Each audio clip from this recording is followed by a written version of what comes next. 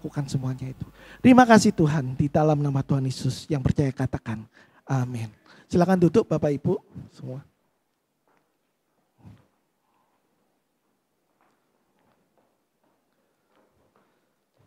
Oke, shalom semuanya, selamat pagi. Ya.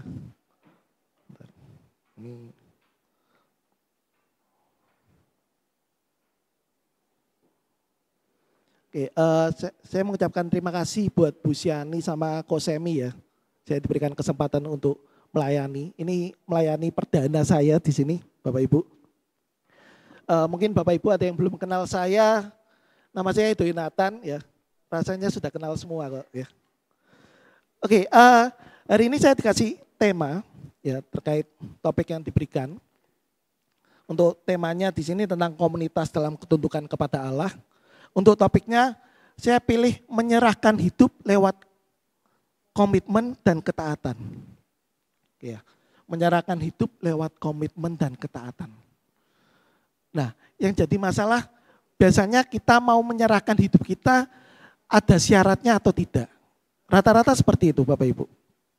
Saya melakukan sesuatu, saya mau melakukan katakanlah jual beli barang. Pasti ada sebuah perjanjian di sana. Pasti ada sesuatu yang harus kita secara tertulis tertuang di sana. Nah, tapi yang jadi permasalahan di sini, kalau kita sudah ditebus, kalau kita lihat ya, kita ini sudah ditebus Bapak Ibu. Kalau dibilang mana buktinya, sejarah yang menceritakan. Ya, sejarah yang menceritakan. Tapi kalau kita berbicara tentang apakah ada sesuatu yang tertulis di sana, mungkin bukti-bukti secara dokumen sudah agak punah seperti itu. Bahkan bisa jadi kita hanya bisa melihat dari waktu atau tahunnya saja. Terkadang kita berpikir kalau kita sudah melayani Tuhan, Tuhan sudah berikan yang terbaik, Tuhan sudah merelakan anaknya untuk menebus kita semua. Terkadang kita berpikir apa yang harus saya lakukan setelah itu. Ya. Nah, kita belajar untuk menyerahkan diri Bapak Ibu. Kita bisa di next saja. Kita baca di Yakobus 1 ayat 22. Ya, saya bacakan. Tetapi hendaklah kamu menjadi pelaku firman dan bukan hanya pendengar saja. Sebab jika tidak demikian, kamu menipu diri sendiri. Ini sebenarnya kalau kita baca agak menusuk Bapak Ibu. Berapa banyak dari kita sudah ikut sekolah minggu, berapa banyak dari kita ikut kebaktian, mengikuti beberapa pembelajaran yang bersifat rohani. Tapi yang jadi masalah bagaimana kita mengimplementasinya. Ya, berbicara tentang ini, di next saja. Kalau kita bicara tentang pendengar, ya, kita cuma dengerin aja Bapak Ibu. Ibarat kalau Bapak Ibu baca sebuah teori, atau Bapak Ibu mendapatkan sebuah materi yang Bapak Ibu butuh harus dipraktekkan seperti itu. Contoh, ya ini Bapak Ibu di sini sudah terbiasa menggoreng ya, misalkan masak atau apa ya. Saya misalkan goreng telur aja. Ada beberapa orang mengatakan, oke, siapkan bahannya. Wajannya siapkan, minyak gorengnya siapkan. Terus ada telur, garam seperti itu. Kalau mau ditambahkan bawang bombay, bawang pre dan lain sebagainya, silahkan. Bahkan penyedap rasa. Terkadang kita mendapatkan informasi ini, silakan buat telur goreng. Setiap Bapak Ibu pasti punya cara yang berbeda-beda, betul ya? Bapak Ibu mungkin ada yang harus, saya harus pecahkan di dalam wadah dulu baru saya bisa taruh di wajan yang panas. Ada juga langsung menaruh ke wajan tersebut. Ada juga yang, saya lebih suka yang setengah matang seperti itu. Ada yang sukanya sunny egg seperti itu, jadi masih kelihatan warna kuningnya. Dan masih banyak Bapak Ibu. Tapi Bapak Ibu bisa alami itu karena Bapak Ibu sudah punya pengalaman di sana. Kalau Bapak Ibu tidak punya pengalaman, Bapak Ibu hanya berdasarkan pada ngelihat saja. Saya ngelihat panduannya siapkan bahan-bahan, masukkan telur, beri garam secukupnya, panaskan kompor, siapkan wajan dan minyak goreng. Atau mungkin kurang lebih seperti itu Bapak Ibu.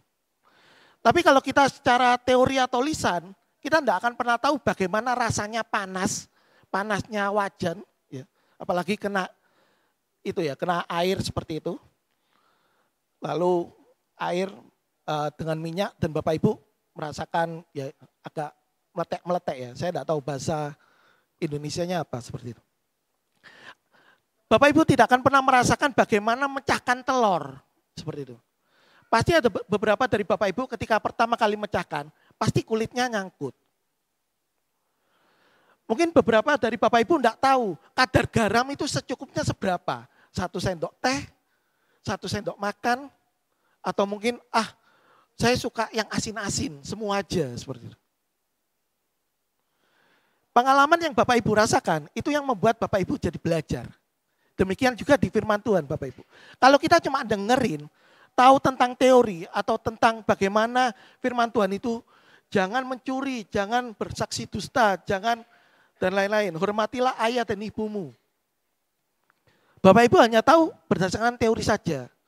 Nah Bapak Ibu tidak pernah merasakan, kalau saya mencuri ini di bidang apa? Apakah saya pokoknya ngambil punya orang, tidak ketahuan misalkan nemu uang ya. Padahal saya tahu yang jatuhkan orang itu. Saya ambil itu dianggap pencuri. Banyak kaidah-kaidah yang terkadang kita buat aturan sehingga kita lupa bahwa kita ini harus tahu, kita harus merasakan. Hormatilah ayah dan ibumu. Beberapa Bapak Ibu mungkin akan berpikir, buat apa saya menghormati ayah ibuku? Mereka tidak baik-baik saja dengan saya. Hidup keluarga saya tidak baik-baik saja. Terus bagaimana saya bisa menghormati? Nah, pengalaman itu yang nanti Bapak Ibu rasakan. Kalau kita ngomong secara Alkitabiah ya, Bapak Ibu cuma lihat jangan mencuri, jangan bersaksi dusta, hormatilah ayah dan ibumu, dan masih banyak peraturan yang lainnya. Bapak Ibu cuma tahu hanya sebatas, oh ya seperti itu saja. Tidak gampang Bapak Ibu. Saya pun juga kalau disuruh, ayo mengampuni seperti itu. Kadang saya juga masih sakit hati. Kalau dibilang melupakan ya tidak bisa lupa. Tapi kalau misalkan ada beberapa bagian yang terkadang ketemu lagi, pikiran negatif itu muncul, pengalaman-pengalaman buruk itu muncul. Padahal Tuhan bilang, jadilah pelaku firman. Tidak gampang Bapak Ibu. Ini kalau saya ibaratkan pedang, ini Bapak Ibu bisa tertusuk tajam Bapak Ibu. Oke, di next saja. Oke, nah kalau Bapak Ibu lihat di sana, ya terkait untuk mengambil tindakan atau menjadi pelaku firman, ya kita take action ya Bapak Ibu. Butuh 2 hal ini, kita butuh komitmen sama ketaatan Bapak Ibu. Ya, jadi kalau Bapak Ibu pengen gimana sih saya bisa menyerahkan hidup saya, pertama kita ini harus jadi pelaku. Lah jadi pelaku syaratnya ini kurang lebih 2 ini. Kalau nanti Bapak Ibu mau nambahkan silahkan. Tapi 2 hal ini sudah cukup berat Bapak Ibu. Saya bacakan yang di KBBI ya, bisa di next kan. Di sana kalau komitmen itu perjanjian untuk melakukan sesuatu Bapak Ibu. Kita gampang untuk membuat sesuatu Bapak Ibu. Saya mau kuliah, gampang, tinggal daftar, selesai. Tapi menjalankan sampai akhir itu belum tentu selesai. Butuh waktu. Bapak Ibu yang bekerja, saya mencoba bekerja, mencari tempat baru. Saya komitmen, saya kepingin supaya pekerjaan ini adalah pekerjaan terakhir saya, di mana saya tidak akan berpindah tempat lagi. Saya ingin mencoba untuk kemampuan saya di sini dan mengembangkan kemampuan saya. Tapi ternyata fakta atau realitanya, ketika kita bekerja, ternyata banyak hal permusuhan di sana. Mungkin ada yang orang yang tidak suka atau lingkungan yang tidak mendukung, fasilitas yang mungkin harus diperbaiki dan lain sebagainya. Memulai gampang. Mencoba menjalani kehidupan baru. Saya mau menikah. Tinggal bilang menikah saja gampang Bapak Ibu. Tapi menjalankan sampai akhir itu proses yang cukup lumayan terasa Bapak Ibu. Mungkin Bapak Ibu ini kan Bapak Ibu sudah pengalaman ya, saya tidak akan banyak cerita kalau yang menikah. Ya. Tapi di situ kita memulai atau membuat sebuah komitmen. Kalau kita urusan jual beli barang atau mungkin ada sesuatu yang transaksional, kita selalu membuat sebuah hitam di atas putih. Supaya kita tahu dan kita tidak lepas dari kaidah aturan yang ada. Oke. Itu kalau kita bicara tentang komitmen. Kalau ketaatan, untuk yang ketaatan kita belajar di sini, senantiasa tunduk, tidak berlaku curang, patuh, dan setia atau setia. Kalau tadi komitmen ini kita membuat sebuah janji di awal, ketaatan itu harus diiringi Bapak Ibu. Jadi dua bagian ini terikat, komitmen dan ketaatan. Bapak Ibu gampang membuat komitmen, membuat sebuah janji, tapi hampir semua orang pasti melupakan janji itu. Saya pun juga pernah merasakan Bapak Ibu. Nah butuh sebuah ketaatan. Kita bisa taat mengikuti janji yang sudah ada enggak? Mematuhi aturan yang ada enggak? Seperti itu. Oke ya Bapak Ibu. Nah saya coba lihat lagi di next saja. Saya coba buka lagi di Yakobus 1 ayat 22. Hendaklah kamu menjadi pelaku firman. Yang warna kuning ya Bapak Ibu. Dan bukan hanya pendengar saja. Yang dibicarakan di sini lebih ke arah mendengar Bapak Ibu. Kenapa kok bukan pembaca atau mungkin yang ngeliat seperti itu? Karena rata-rata kuping kita ini lebih mudah untuk menerima informasi. Entah itu baik atau buruk. Nah yang jadi permasalahan, kalau firman itu benar, ya syukurlah. Tapi kalau informasi yang didapatkan itu ternyata buruk atau tidak benar, nah kita akan jadi pelaku seperti apa? Oke ya Bapak Ibu. Nah ada 3 pelajaran yang bisa kita renungkan di sini Bapak Ibu. Yang pertama, komitmen kepada Allah adalah respon terhadap kasih-Nya. Ya. Kalau kita berkomitmen, kita punya hal yang harus kita pelajari. Kita harus sudah punya janji. Seperti itu. Bapak Ibu, saya mau dibaptis, misalkan. Saya mau ikut Tuhan. Ngomong gampang Bapak Ibu. Jalankan sampai akhir, itu tidak mudah. Saya bukan menakut-nakuti, tapi lebih baik saya bercerita di awal. Karena ketika orang yang ikut Tuhan, hidupnya pasti tidak akan baik-baik saja. Saya tidak bilang hidupnya buruk, saya tidak bilang hidupnya semakin sengsara, tapi pasti akan ada banyak terjalan yang harus Bapak Ibu jalankan di sana. Ya, jadi ini sedikit cerita aja.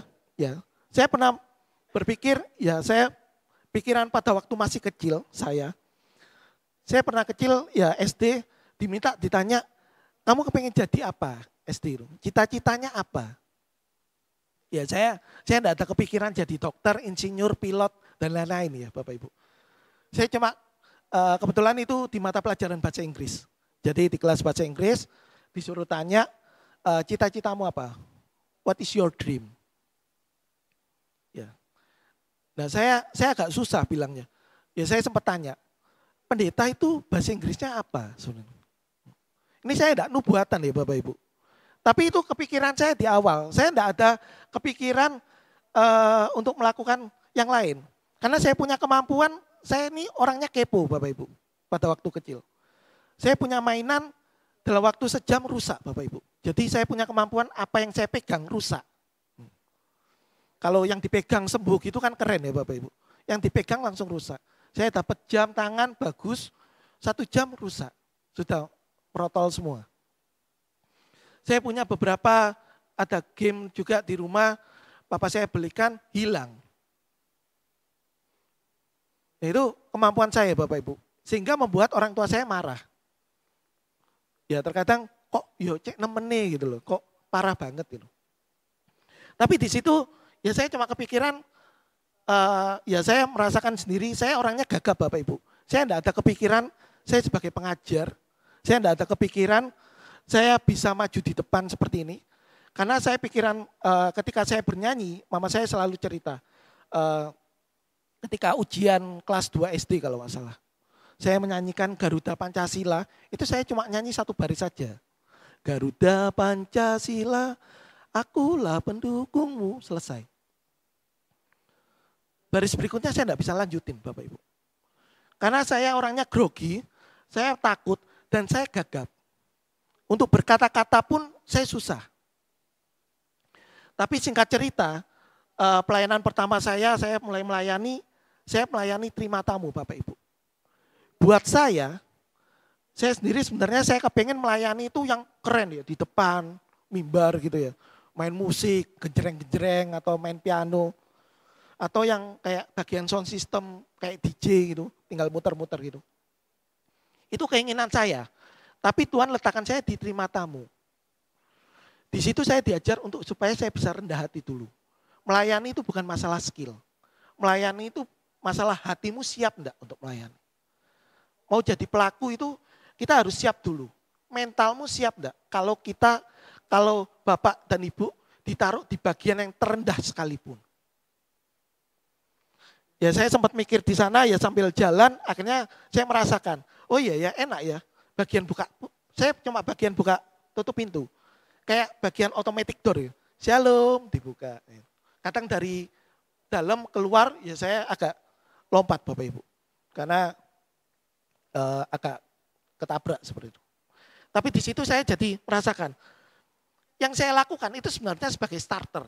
Langkah awal Bapak Ibu. Kalau saya tidak memberikan senyuman yang baik.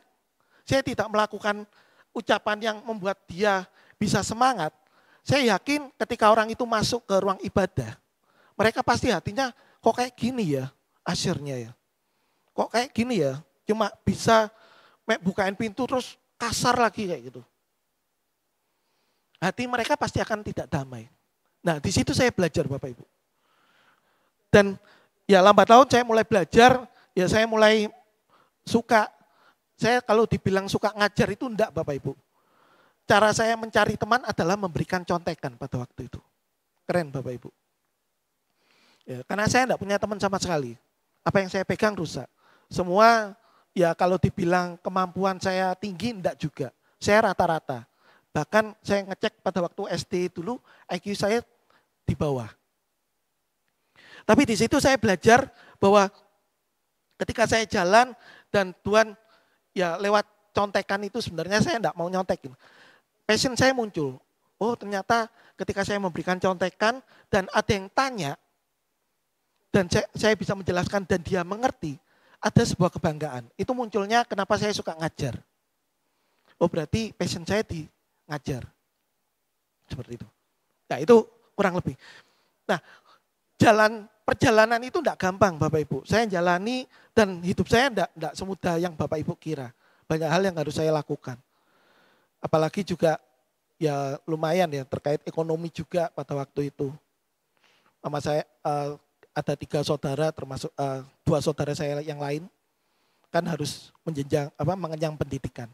Dan prinsip mama saya kalau mamanya enggak bisa sarjana ya anaknya harus bisa sarjana.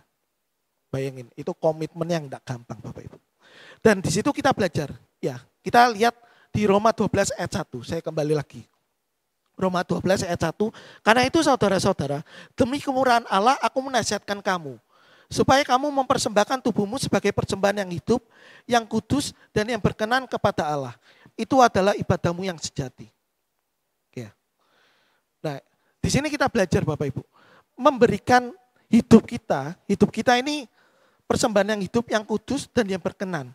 Yang diberikan adalah tubuh kita. Kalau kita ngomong, oh roh saya siap. Roh itu penurut Bapak Ibu, tapi daging lemah. Bapak. Nah kalau selama di dunia ini yang bisa jalan adalah tubuh kita. Kalau roh kita malas tapi tubuh kita semangat, mau tidak mau roh itu akan membangkit seperti itu. Dan kita belajar untuk bisa menjalankan semuanya itu. Nah kalau kita berbicara tentang komitmen, next ya. Komitmen itu bukanlah sebuah bentuk paksaan atau ritual kosong Bapak Ibu. Jadi bukan karena dipaksa. Tapi karena ada sebuah persetujuan antara dua belah pihak. Atau secara diri sendiri. Saya mau berkomitmen tahun 2025 ini saya harus ngapain. Saya harus berbuat apa. Dan Bapak Ibu sadar atau enggak kita sudah jalan setengah tahun Bapak Ibu.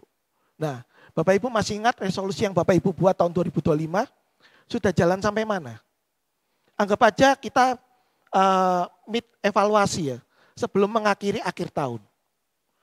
Apakah resolusi yang Bapak Ibu sudah rencanakan jalan? Ataukah cuma mohon maaf hanya secara tulisan saja? Seperti itu. Komitmen itu merupakan jawaban kasih kita kepada Allah yang lebih dulu mengasihi dan menyerahkan anaknya bagi kita. Nah di sini kita tahu, Yesus sudah mati. Nah, apa yang harus kita lakukan? Kalau kita sudah bebas, kita sudah diselamatkan. Langkah selanjutnya, kita berkomitmen apa? Kita harus ngapain? Jalani hidup seperti biasa-biasa aja, enggak apa-apa. Hari ini Bapak Ibu jalan, hidup kita itu muter kok, sama. Kita hidup, lahir, lalu mati. Kita dari bayi, nanti kita ya syukur-syukur dikasih kesempatan sampai kita berumur panjang. Dan itu pun jalan hidupnya ya sama aja. Masalah sekolah, masalah kuliah, pelayanan, kerjaan, rumah tangga, itu akan muter. Tidak akan pernah berubah. Sampai akhir, Bapak Ibu mungkin banyak cerita, banyak hikmat yang Bapak Ibu pengen share ke anak cucunya. Dan itu akan muter terus Bapak Ibu. Tapi yang jadi masalah, Bapak Ibu mau hidupnya Bapak Ibu biasa-biasa saja, ataukah ada sebuah perubahan yang sudah Bapak Ibu tentukan di awal. Ya. Jadi kalau kita tahu kita sudah diselamatkan, ya kita belajar bahwa hidup kita ini juga tidak mudah Bapak Ibu. Kita harus tahu bahwa Tuhan itu sudah berikan nyawanya bagi kita. Apa yang harus kita bisa berikan kepada? Bukan karena supaya kita naik kita ke surga, kita berbuat baik dan lain sebagainya, bukan. Nanti di akhir saya akan jelaskan di Matius 28 ayat 19 sampai 20. Itu sudah perintah Tuhan, Bapak Ibu.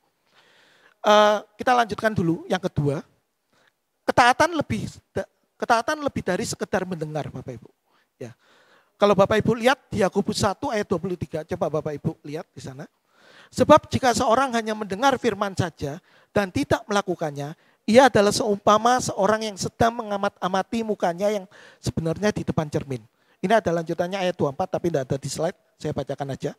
Baru saja ia memandang dirinya, ia sudah pergi atau ia segera lupa bagaimana rupanya.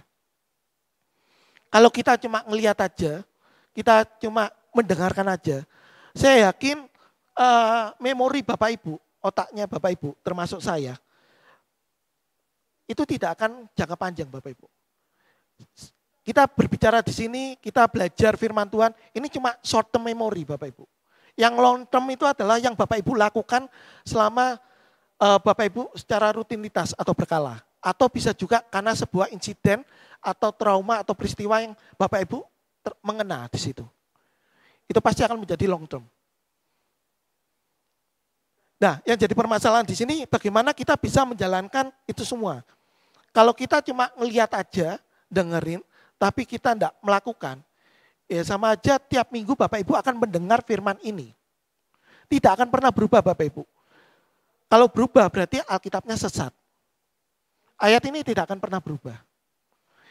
Yang berubah mungkin pembicaranya, momennya seperti itu. Tapi untuk memaknai setiap firman itu, nah itu mulai kapan Bapak Ibu mulai? Nah, next saja. Banyak orang Kristen pintar mengutip ayat, tetapi gagal hidup dalam kebenaran. Nah, Tuhan tidak mencari orang yang hanya tahu banyak ayat, tetapi orang yang mau taat dan setia. Nah, ini saya mungkin sedikit cerita pengalaman saya. Saya kuliah teologi. Itu sesuatu yang saya sudah nasar sama Tuhan. Jadi saya setelah lanjut S1 jurusan komputer, saya kepingin kuliah. Tapi Tuhan punya rencana saya harus ngambil kuliah di luar S2 dulu. Di situ saya tidak ada kepikiran sebagai dosen. Saya cuma kepikiran, alah paling jadi guru les saja kan enak. Kerja di LBB selesai. Saya tidak ada kepikiran untuk menjadi dosen, Pak Dokter. Tapi Tuhan rencanakan di sana. Dan memang proses S2 saya tidak gampang Bapak Ibu. Kalau rata-rata S2 itu 2 tahun, saya hampir 4 tahun Bapak Ibu. Lebih tepatnya 3 tahun 8 bulan. Yang saya lakukan di sana, saya pernah mengalami plagiat pernah. Saya pernah mengalami yang namanya nilai saya jelek. Saya lupa dapat D atau dapat berapa. Dan itu muncul di transkrip saya, tidak dihapus Bapak Ibu. Jadi kalau Bapak Ibu lihat S2 saya itu ada huruf yang memang bagi saya itu cacat. Tapi di situ saya diajarkan. Bahkan saya pun sempat hampir harus pindah jurusan. Lebih tepatnya sudah pindah jurusan sih. Dari engineering management pindah ke information technology. Itu juga tidak mulus Bapak Ibu. TOEFL biasa, tidak berubah. November, misalkan November besok saya ujian, katakanlah dapat nilai 30, katakanlah. Juli tahun depan, itu cuma naik 5 poin Bapak Ibu. Bayangin saya sudah hidup di sana bertahun-tahun, tapi nilai TOEFL saya tidak berubah. Kasus terburuknya, saya deportasi, saya harus dipulangkan. Jadi, dan saya harus siap menanggung malu, karena saya tidak menyelesaikan dengan beasiswa yang sudah diberikan. Itu mama saya sudah tahu dan memang kita sudah siap untuk itu. Tapi Tuhan punya rencana dan akhirnya selesai. Di situ setelah selesai saya kuliah teologi. Ketika saya mengalami di S2, saya jadi tahu ketika kuliah teologi, itu bebannya lumayan kerasa Bapak Ibu. Nah pengalaman beratnya yang saya alami di S2, membuat saya lebih mudah menjalani S1 teologi. Kalau saya berpikir setelah saya lanjut komputer, saya lanjut teologi, mungkin saya putus di tengah jalan. Kenapa kok saya bisa bilang putus di tengah jalan? Karena di awal, komitmen saya masuk kuliah teologi itu sebenarnya gini. Saya pengen belajar sesuai dengan nasar saya, dan pengen tahu tentang kebenaran firman. Tapi semakin saya tahu mulai di tengah-tengah, saya mulai takut Bapak Ibu.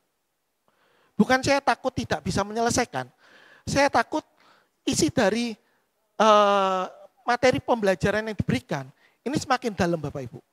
Ibarat pedang bermata dua Bapak Ibu. Endingnya, kalau Bapak Ibu lihat ada gelar teologi, nah itu jadi beban Bapak Ibu. Kalau kuliah mungkin yang sekuler mungkin saya masih biasa seperti itu. Tapi ada beban teologinya itu berat. Karena pilihannya cuma dua.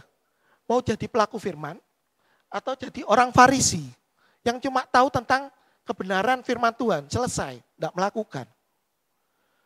Itu yang buat ancaman buat saya, terus terang. Karena ketika saya dapat itu, saya terus terang saya juga bukan manusia yang baik. Saya masih naik turun, juga kadang jatuh dalam dosa. Sama seperti Bapak Ibu. Dan itu proses yang harus saya jalani. Seperti itu. Kalau Tuhan masih berikan saya kesempatan di sini, berarti buku harian saya belum selesai saya selesaikan. Ya.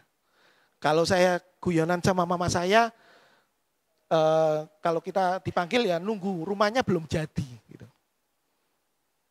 Soalnya masih dibangun atau mungkin harga naik dan lain sebagainya. Ini agak bercandaan seperti itu.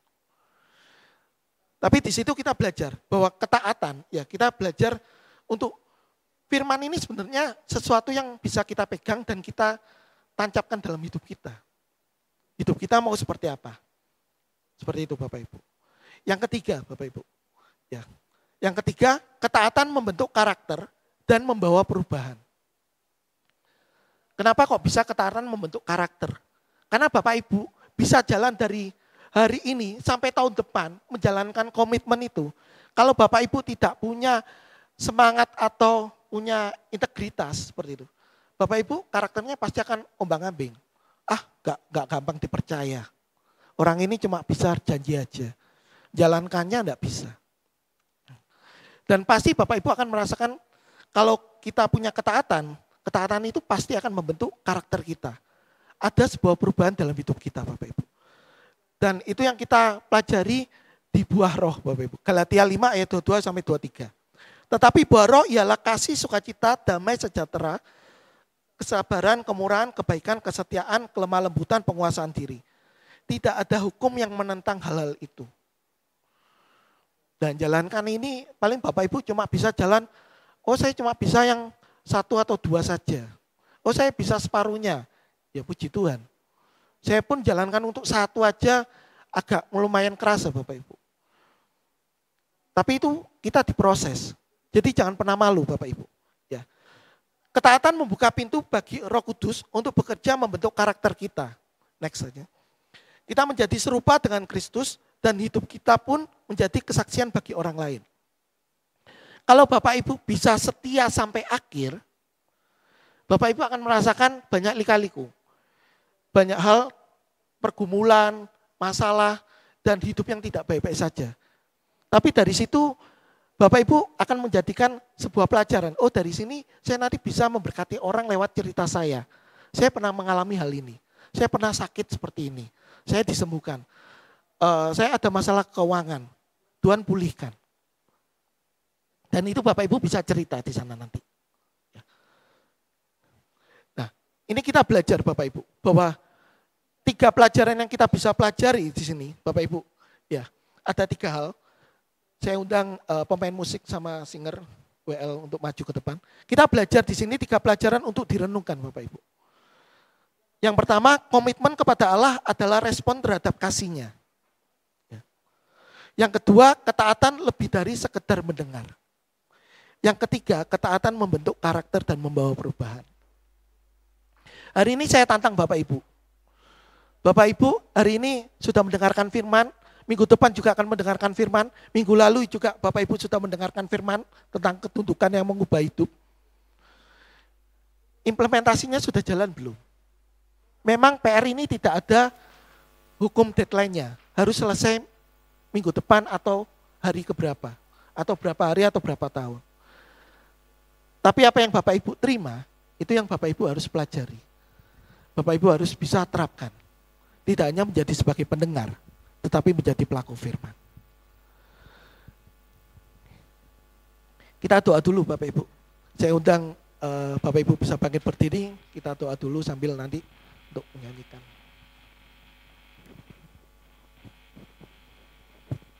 Tuhan terima kasih Tuhan, hari ini Tuhan kami mau